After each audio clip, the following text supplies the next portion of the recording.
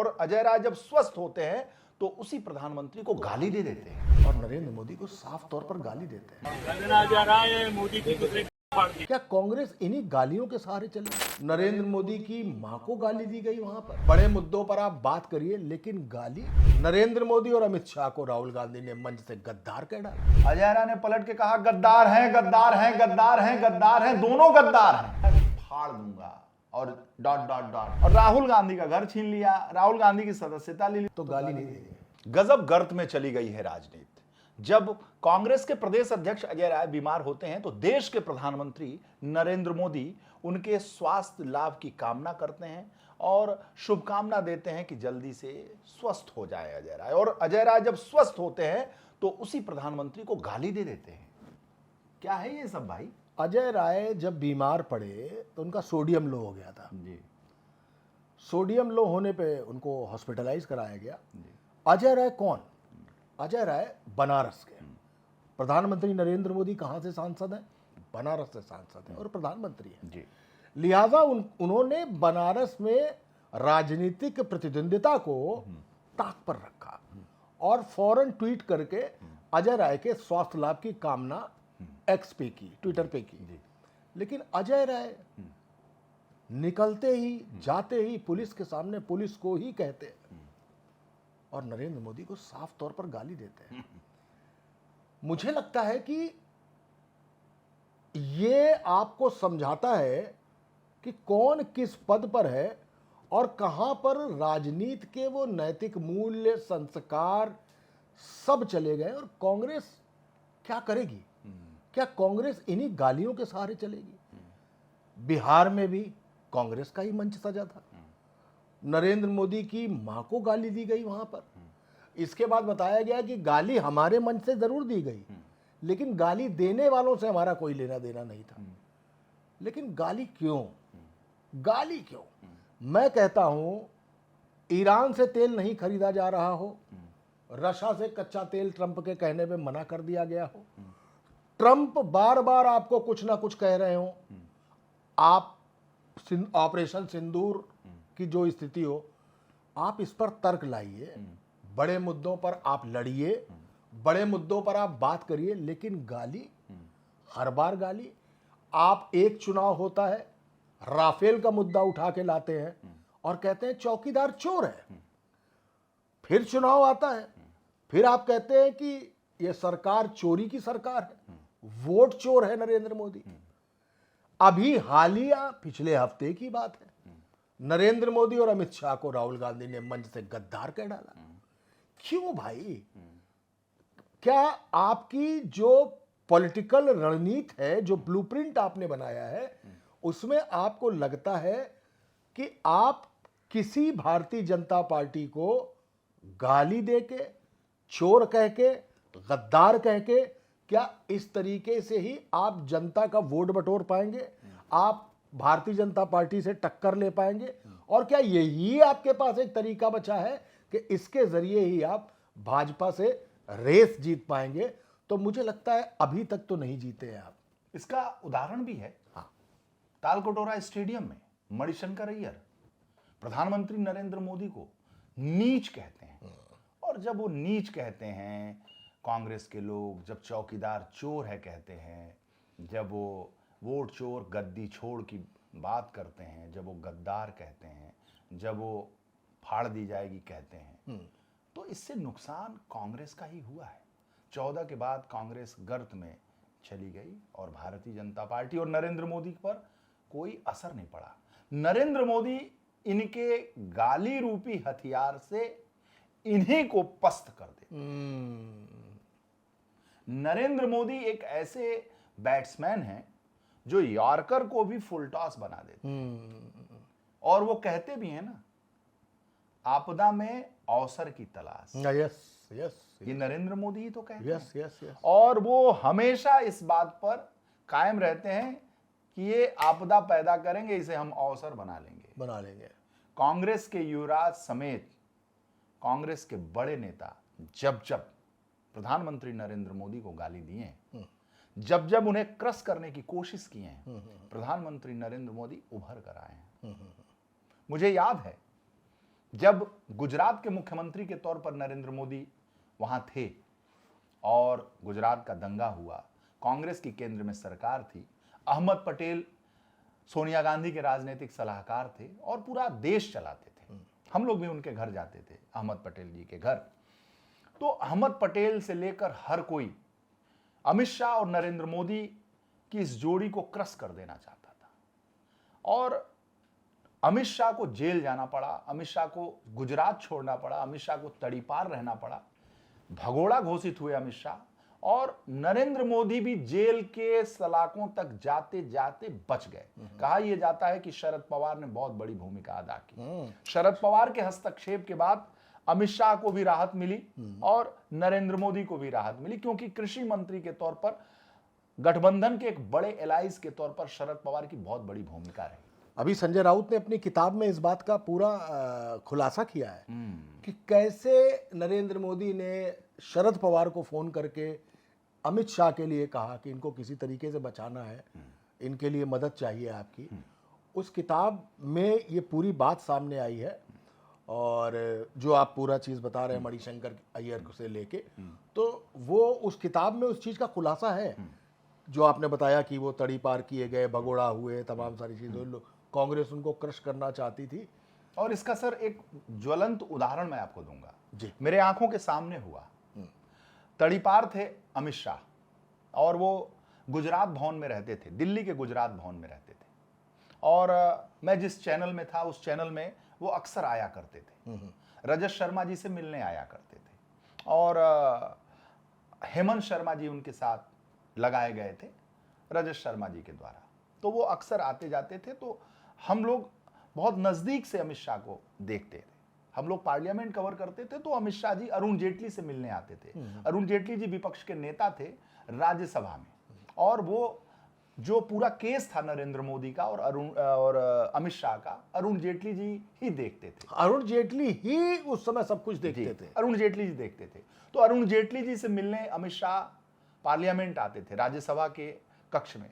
तो हम लोग जब पार्लियामेंट जो कवर करता था वो ये जानता है कि अरुण जी की क्लास होती थी।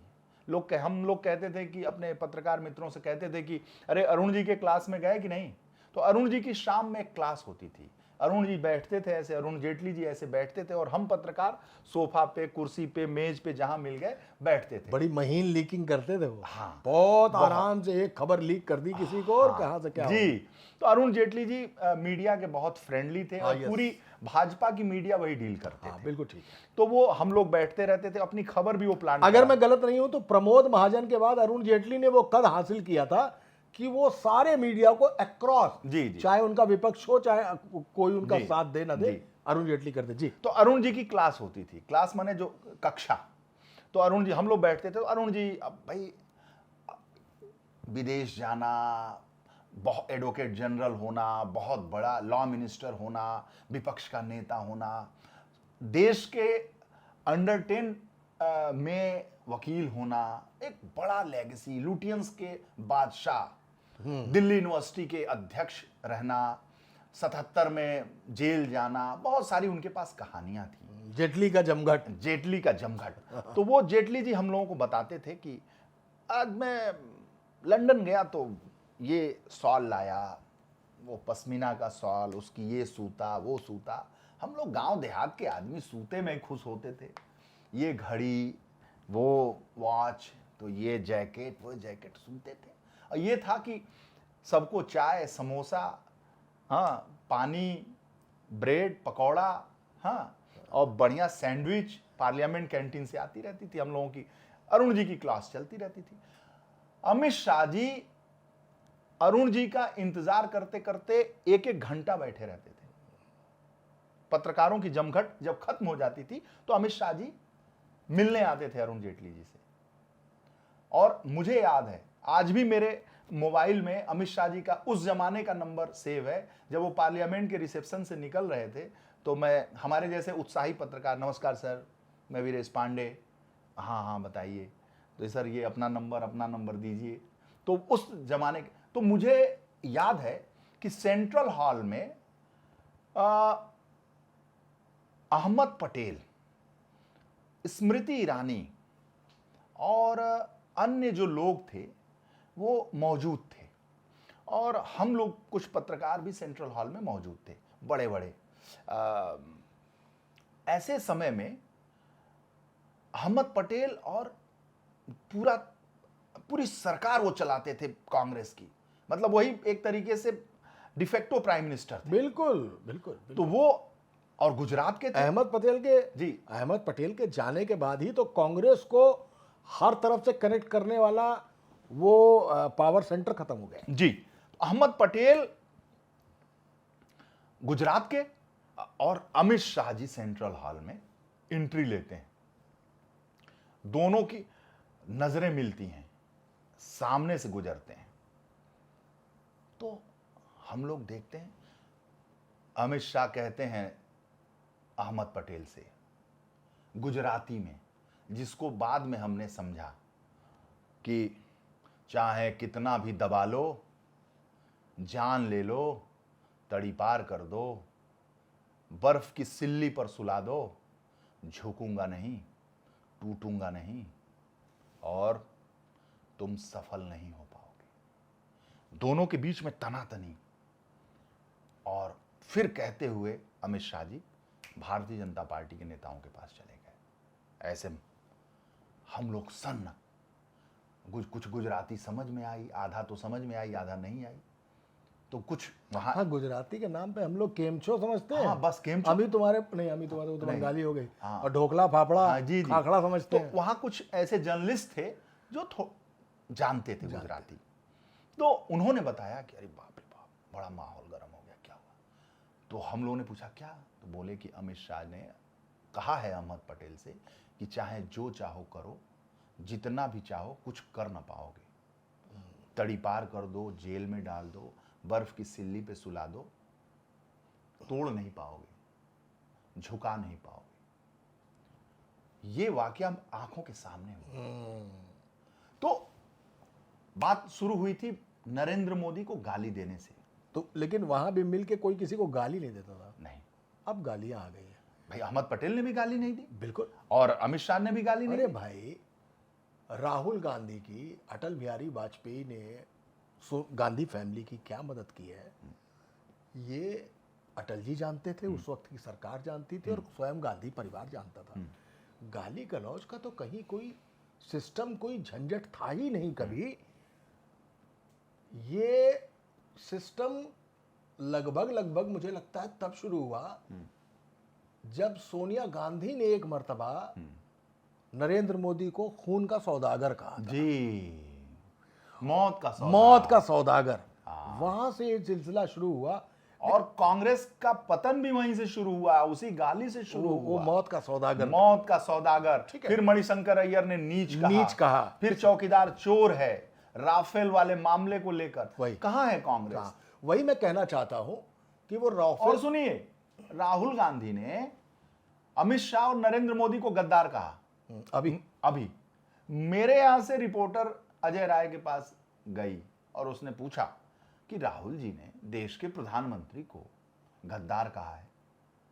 अजय राय ने पलट के कहा गद्दार हैं, गद्दार हैं, गद्दार हैं, गद्दार हैं, दोनों गद्दार हैं।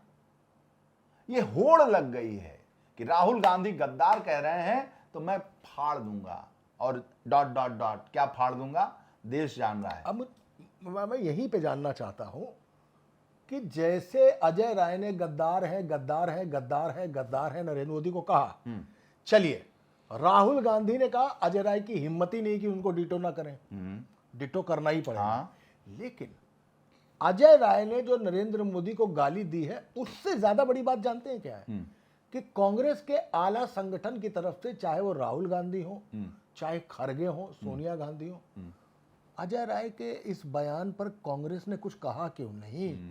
वही कांग्रेस जिसमें कांग्रेस के एक प्रखर प्रवक्ता है सुरेंद्र राजपूत, जिनको भारतीय जनता पार्टी के प्रवक्ता प्रेम शंकर शुक्ला ने उनकी मां को गाली दी थी और लाइव दी थी चैनल पे डिबेट करते वक्त। उसकी पीड़ा सुरेंद्र राजपूत समझते होंगे। वो पीड़ा कांग्रेस के संगठन को क्यों नहीं समझ में आई? कल योगी आदित्यनाथ ने सबसे पहले ट्वीट किया है, कि आप देश के प्रधानमंत्री को ऐसे गाली कैसे देते हैं? ये कांग्रेस की भाषा है। फिर उन्होंने निकाला गाली की पाठशाला, एक कार्टून भी चिपकाया उन लोगों ने। मैं सीधे तौर पर यह कहना चाहता हूं कि इसका कभी कभी नतीजा विपरीत भी आता है, जब कभी कोई नरेंद्र मोदी किसी सोनिया गांधी को जर्सी गाय कह देते हैं, किसी सोनिया गांधी को विधवा कह देते हैं। भारतीय जनता पार्टी ने, उनके ट्विटर हैंडल्स ने, उनके सोशल मीडिया ने एक लंबे समय तक राहुल गांधी को सिर्फ पप्पू कहा है, सिर्फ पप्पू कहा है। सिर्फ ये मुझे इसकी चिंता ज्यादा है। लेकिन कांग्रेस ऐसा क्यों बार बार कर रही है कि आज उनका अध्यक्ष गद्दार कहता है, कल उनका प्रदेश अध्यक्ष फाड़ डालने की बात करता है। वही इमरान मसूद जो पश्चिम में बैठा हुआ सांसद है, वो नरेंद्र मोदी की बोटी बोटी करने की बात करता है। क्या यही एजेंडा है क्या? क्या इसी से सफलता मिलेगी कांग्रेस? वही आज समाजवादी पार्टी के सांसदों ने विरोध कर दिया कांग्रेस के अजय राय के इस बयान का। राजीव राय ने कहा कि देश के प्रधानमंत्री हैं नरेंद्र मोदी, वो सबके प्रधानमंत्री हैं, कांग्रेस के भी प्रधानमंत्री हैं, समाजवादी पार्टी के भी प्रधानमंत्री हैं, भाजपा के भी प्रधानमंत्री हैं और देश के प्रधानमंत्री हैं, और ऐसे में अजय राय को माफी मांगनी चाहिए। बिल्कुल, ये बात कांग्रेस को कहनी चाहिए। आपने अखिलेश यादव को देखा गाली देते हुए कभी? नहीं, अखिलेश यादव कभी देखा कभी? नहीं। चौकीदार चोर राहुल गांधी। भाई अखिलेश यादव को तो बहुत कुछ कहा जाता है, लेकिन अखिलेश यादव ने तो कभी कुछ नहीं कहा। एक वाकया आपको बताऊं, अभी इसी पार्लियामेंट सत्र का मुझे बड़ा रोचक लगा। मेरे एक पत्रकार साथी हैं, बड़े अच्छे मित्र हैं हमारे, और बहुत समय से जब हम लोग मिलते हैं तो अपने अंदाज में बात करते हैं, भोजपुरी में बात करते हैं। वो आजमगढ़ के हैं और मैं भोजपुरी बेल्ट का हूँ। तो अभी जब पार्लियामेंट का सत्र चल रहा था सर, तो जिस दिन राहुल गांधी पार्लियामेंट के मकर द्वार पर बैठकर चाय पी रहे थे, और चाय पीने के साथ साथ वो बिस्किट भी खा रहे थे, तो वहां मैं भी मौजूद था रिपोर्टर्स के बीच में। तो उसी मित्र के पास मैं खड़ा था। तो वो मित्र कांग्रेस को कवर करते हैं, तो राहुल गांधी के वो मुंह लगे भी हैं। तो राहुल गांधी को उन्होंने इशारा किया कि अकेले अकेले खा रहे हो। तो राहुल गांधी ने अलंकार, जो उनके साथ रहते हैं, अलंकार वहां खड़े थे, तो अलंकार के हाथ सैंडविच भेजवाया। तो उसी सैंडविच को हमारे मित्र पत्रकार ने भी खाया, हमने भी खाया, और बांट बांट के और लोगों को भी खाया। ठीक बात है, होता है। तो उस दिन मैंने पूछा अपने पत्रकार मित्र से, वो कांग्रेस बीट कवर करते हैं, तो हमने पूछा, ये बताओ गुरु कि राहुल गांधी जो है यार, पानी पिया दे हम मोदी के। भोजपुरी में मैंने पूछा, यार राहुल गांधी बताओ यार। और राहुल गांधी सामने बैठे थे, चाय पी रहे थे। तो हमने कहा ये तो पानी पिया दे। तो उन्होंने बहुत अच्छी बात कही, मुझे बड़ा रुचिकर बात लगी। वो बाबू साहब हैं, तो हमको कहते हैं, हम उनको कहते हैं, कहो बाबू साहब। तो वो कहते हैं, ए बाबा। बोले कि ए बाबा, वो मुलायम सिंह मूर्ख रहने का।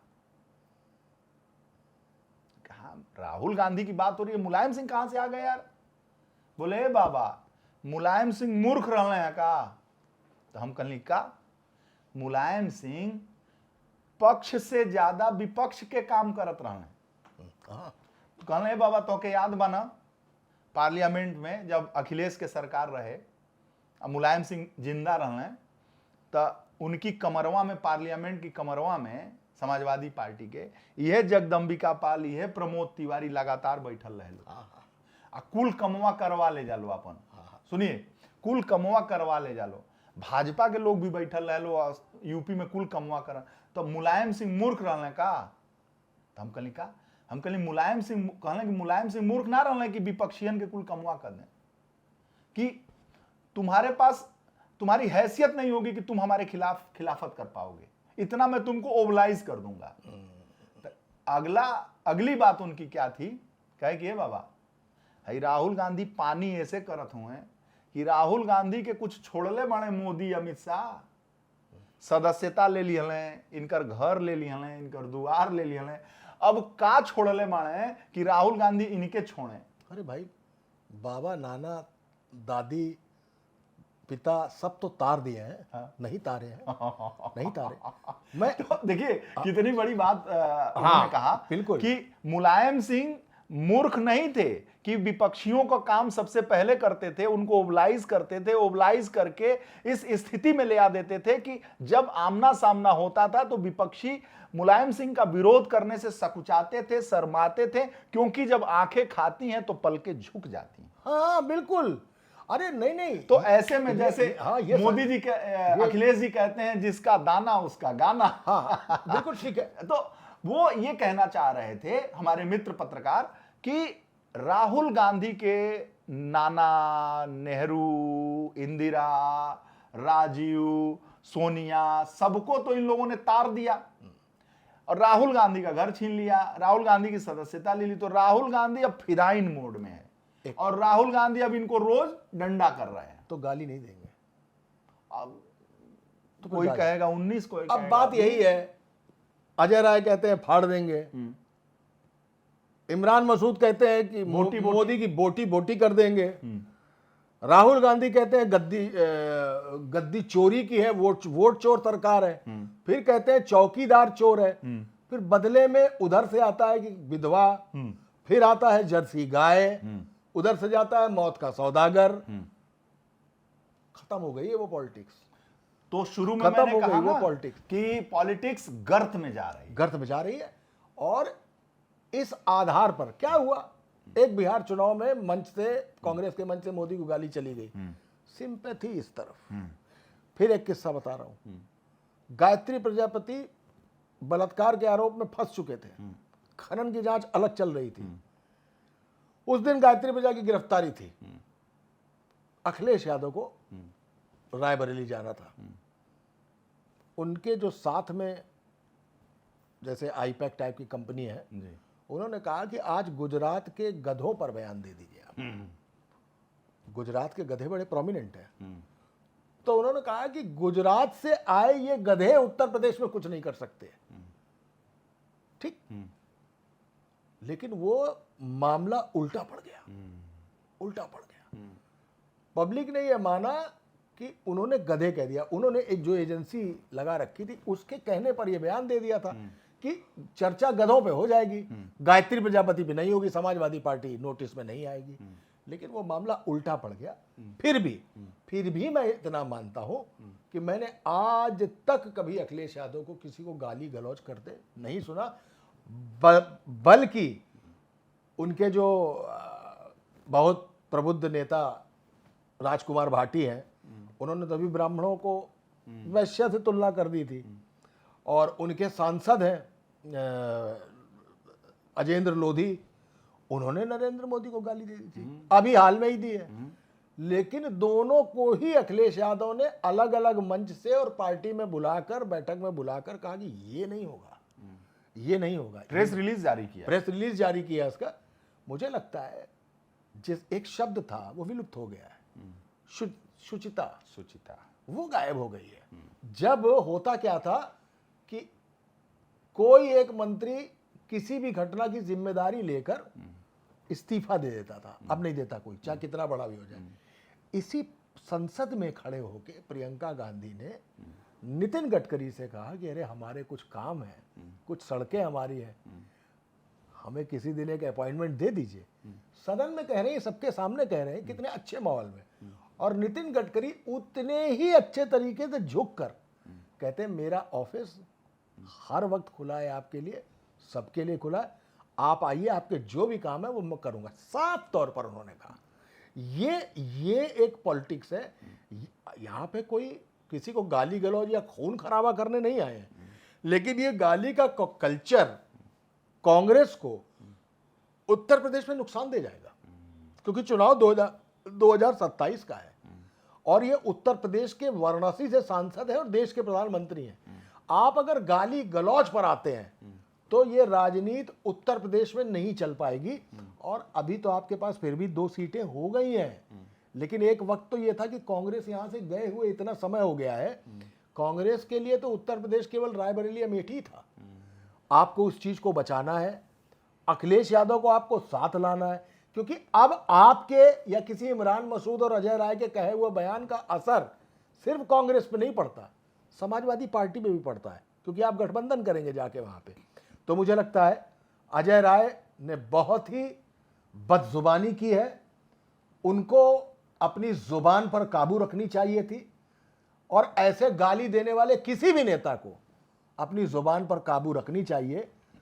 माहौल बहुत सेंसिटिव है, सत्ता में आपको आना है, और अगर आप गाली की रस्सी पकड़कर सत्ता हासिल करना चाहते हैं तो माफ कीजिएगा, सत्ता आपको नहीं मिलेगी।